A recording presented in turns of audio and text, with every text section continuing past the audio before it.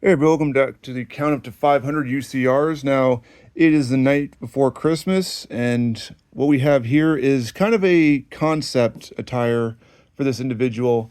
Um, I think he wore more purple, but it's really hard to find anybody to do decals of his attire other than his logo. So here is Ultimate Custom from the Land of the Extreme, C.W. Anderson.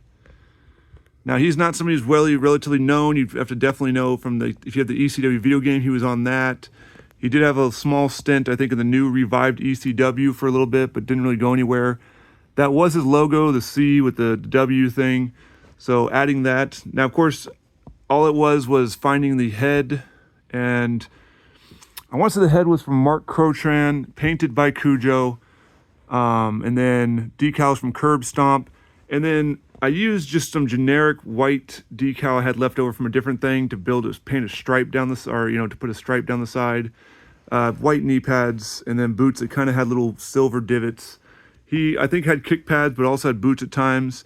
So it's not, like I said, it's basically a figure of C.W. Anderson, but it's not exactly the 100% attire accurate C.W. Anderson. But wanted to build one, wanted to add him to the ECW roster because if I'm going to build a fig-fed ECW roster, I need more than like 5 guys. So I had to, dig in, look at the rosters, look who I could build. As you know, I've got the pit bulls in there. If you've watched, I think, I've already shown the pit bulls off, or at least one of them. So night before Christmas, not the biggest one. I was going down the list, and I was like, do I try to find somebody super spectacular for Christmas? I think I found somebody decent for Christmas, but for Christmas Eve, here's C.W. Anderson. Anyway, next person, let's just hope he's been a good boy for Santa. Or should I say boys?